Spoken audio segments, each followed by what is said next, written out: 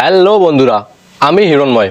ভারতের সবথেকে সফল ক্যাপ্টেন মহেন্দ্র সিং ধোনিকে কিন্তু তার ক্যাপ্টেন্সি স্কিল দেখে ভারতীয় টিমের ক্যাপ্টেন বানানো হয়নি।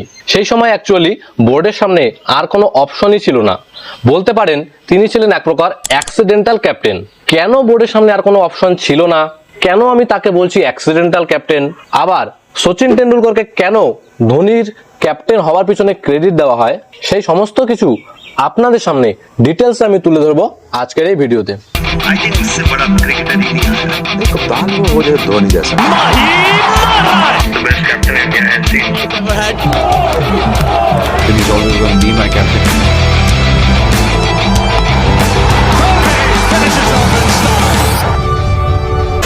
মহেন্দ্র সিং ধোনিকে সর্বপ্রথম ভারতীয় টিমের ক্যাপ্টেন বানানো হয়েছিল 2007 সালের টি-20 বিশ্বকাপে, কিন্তু ওই বছরেরই মার্চ এপ্রিল মাসে যে ওডিআই বিশ্বকাপটা খেলা হয়েছিল সেখানে কিন্তু তিনি ভারতীয় টিমের ক্যাপ্টেন ছিলেন না। সেই ওয়ানডে বিশ্বকাপে ভারতীয় টিমের ক্যাপ্টেন ছিলেন রাহুল দ্রাবিড়। রাহুল দ্রাবিড়ের ক্যাপ্টেন্সিতে এই ওয়ানডে বিশ্বকাপে ভারতীয় টিম জঘন্য পারফরমেন্স করেছিল, সুপার 8-এও কোয়ালিফাই করতে পারেনি। গত বিশ্বকাপের রানার্স আপ টিম, যেই টিমে সচিন টেন্ডুলকর, সৌরভ গাঙ্গুলি, রাহুল দ্রাবিড়, বীরেন্দ্র সেহবাগ, জাহির খান, অনিল কুম্বলেদের মতো প্লেয়াররা ছিল, সেই দল গ্রুপ স্টেজ থেকে যে টুর্নামেন্ট থেকে ছিটকে যাবে এটা কেউ কল্পনা করতে পারেনি। ফলে স্বভাবতই টিমের এই পারফরমেন্স নিয়ে প্রচন্ড ক্রিটিসাইজ করা হয়। সাধারণ মানুষের মধ্যে টিমের প্রতি প্রচন্ড বিক্ষোভ দেখা দেয়। সাধারণ মানুষ রাস্তায় নেমে প্রতিবাদ করতে থাকে। ক্রিকেটারদের ক্রুশ পুতুল বানিয়ে সেটাকে আগুনে পোড়ানো হয়, এমনকি ক্রিকেটারদের বাড়িতে ঢিলও ছোড়া হয়।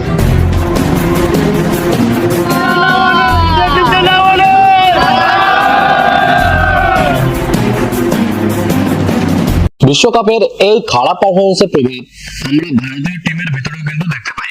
বিশ্বকাপ শেষ হওয়ার পরপরই 4 এপ্রিল কোচ গ্রেগ চ্যাপেল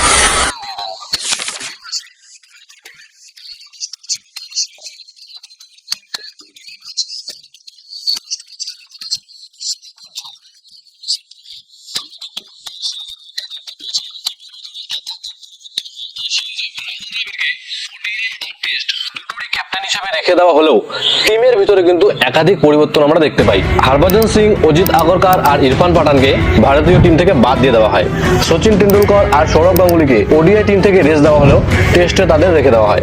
আবার বীরেন্দ্র সেহবাগকে ওডিআই টিমে রেখে দেওয়া হয়, কিন্তু টেস্ট টিম থেকে তাকে বাদ দিয়ে দেওয়া হয়। গ্রেগ চ্যাপেল রিজাইন দেওয়ায় কোনো কোচ ছিল না, তাই রবি শাস্ত্রীকে শুধুমাত্র এই বাংলাদেশ সিরিজের জন্যই ভারতীয় টিমের কোচ হিসেবে পাঠানো হয়। টিমের মধ্যে একাধিক পরিবর্তন হলেও মহেন্দ্র সিং ধোনিকে কিন্তু টিমের মধ্যে রেখে দেওয়া হয়, কারণ টিম খারাপ পারফরমেন্স করলেও ধোনি কিন্তু এই সময় লাগাতার ভালো পারফরমেন্স করেই যাচ্ছিলেন। এরপর আগস্ট সেপ্টেম্বর মাসে রাহুল দ্রাবিড়ের ক্যাপ্টেন্সিতে ভারতীয় দল ইংল্যান্ডে গিয়ে ইংল্যান্ডকে টেস্ট সিরিজে হারিয়ে দেয়। কিন্তু ইতিমধ্যেই রাহুল দ্রাবিড় তার ক্যাপ্টেন্সি নিয়ে খুশি ছিলেন না, কারণ একে তো ক্যাপ্টেন্সির চাপ তার ব্যাটিং এর ক্ষতি করছিল, আর তার উপর থেকে বিশ্বকাপের জঘন্য পারফরমেন্সের একটা বোঝা তো ছিলই। সেজন্য তিনি ক্যাপ্টেন্সি ছাড়ার ব্যাপারে ভাবনা চিন্তা শুরু করে দিয়েছিলেন। ওই সালের টি-20 বিশ্বকাপ খেলার কথা ছিল 11 সেপ্টেম্বর থেকে 24 সেপ্টেম্বর, আর এই টি-20 বিশ্বকাপের জন্য ভারতীয় দলের সম্ভাব্য 30 জন প্লেয়ারের তালিকা পাবলিশ হওয়ার কথা ছিল 7 জুলাই। কিন্তু তার আগেই Rahul Dravid,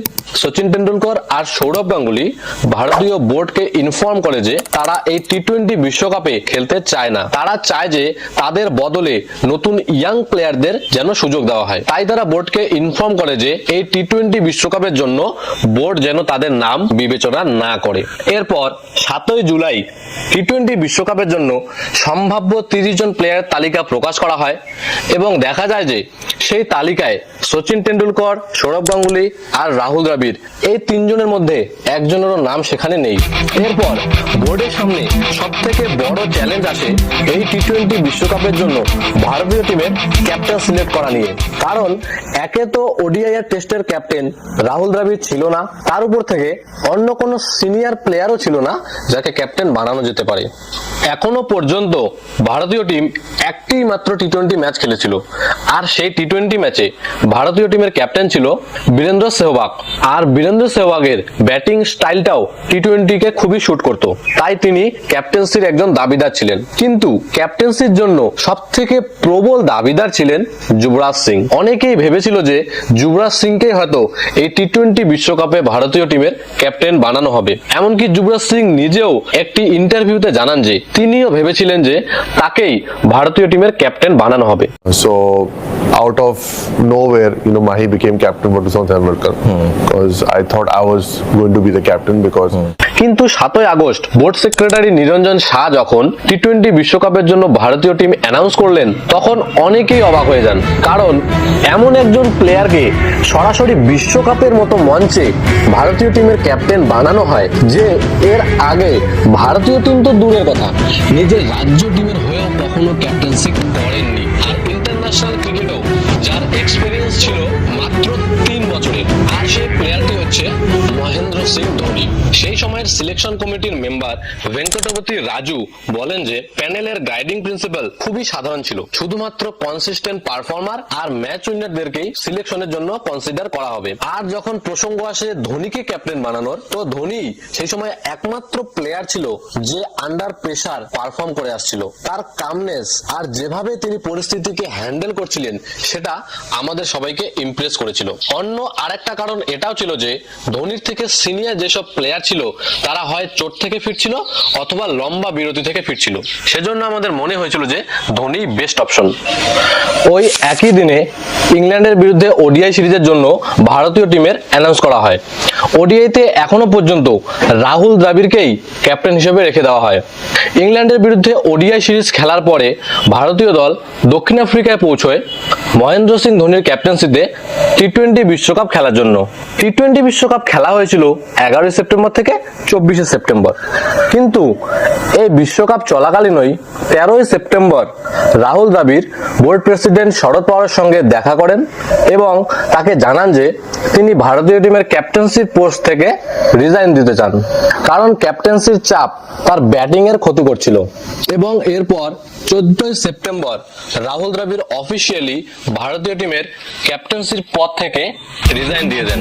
Our top story, Indian cricket captain Rahul Dravid has met the BCCI chief Sharad Pawar yesterday in Delhi and has reportedly told him that he is not interested in continuing as captain of the Indian cricket side.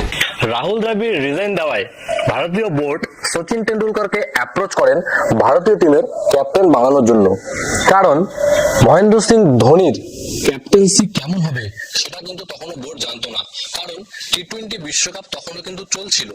যদি টি-20 বিশ্বকাপ শেষ হয়ে যেত তাহলে আমরা জানতে পারতাম যে ধোনি ভারতীয় টিমের জন্য খুবই ভালো ক্যাপ্টেন হবেন, কিন্তু টি-20 বিশ্বকাপ তখনও চলছিল, শেষ হয়নি। তাই বোর্ড সচিন টেন্ডুলকরকে অ্যাপ্রোচ করেন ক্যাপ্টেন্সির জন্য, কিন্তু তিনি রাজি হন না এবং উল্টে তিনি মহেন্দ্র সিং ধোনির নাম সাজেস্ট করেন ক্যাপ্টেন্সির জন্য। এরপর 18 সেপ্টেম্বর অস্ট্রেলিয়া সিরিজের জন্য ভারতীয় টিম অ্যানাউন্স করা হয় এবং সেখানে দেখা যায় যে টি-20-র সাথে সাথে ওডিআইতেও মহেন্দ্র সিং ধোনিকেই ভারতীয় টিমের ক্যাপ্টেন বানিয়ে দেওয়া হয়। আর টেস্টের ক্যাপ্টেন্সি নিয়ে এখনো পর্যন্ত কোনো সিদ্ধান্ত নেওয়া হয় না। এরপর 8 নভেম্বর অনিল কুম্বলেকে ভারতীয় টেস্ট টিমের ক্যাপ্টেন বানিয়ে দেওয়া হয়, কারণ বোর্ডের কাছে আর কোনো অপশনই ছিল না। রাহুল দ্রাবিড় ক্যাপ্টেন্সি ছেড়ে দিয়েছেন, সচিন টেন্ডুলকর, সৌরভ গাঙ্গুলি এরা কেউই ক্যাপ্টেন্সির জন্য রাজি ছিলেন না। আবার ওডিআই আর টি-20-র ক্যাপ্টেন মহেন্দ্র সিং ধোনির টেস্ট ক্যারিয়ার নিয়ে তখনও কিছু ডাউট কিন্তু ছিলই, তিনি আদৌ টেস্টে সফল হবেন কিনা সেটা নিয়ে অনেকের মনে তখনও প্রশ্ন ছিল। তাই অনিল কুম্বলে বাদে ভারতীয় বোর্ডের কাছে আর কোনো দ্বিতীয় অপশনই ছিল না ক্যাপ্টেন্সির জন্য, তাই অনিল কুম্বলেকেই ভারতীয় বোর্ড টেস্টের ক্যাপ্টেন বানিয়ে দেয়। এরপর 2008 সালের নভেম্বর মাসে অনিল কুম্বলে যখন টেস্ট ক্রিকেট থেকে রিটায়ার নেন, তারপর মহেন্দ্র সিং ধোনিকেই ভারতীয় টেস্ট টিমের ক্যাপ্টেন বানিয়ে দেওয়া হয়। আর এভাবেই মহেন্দ্র সিং ধোনি হয়ে ওঠেন সমস্ত ফরম্যাটে ভারতীয় টিমের ক্যাপ্টেন। এরপর ক্যাপ্টেন হিসেবে তিনি কিরকম সাফল্য অর্জন করেছেন সে তো আমাদের সবারই জানা। আশা করি ভিডিও দিয়ে আপনাদের ভালো লেগেছে। ধন্যবাদ।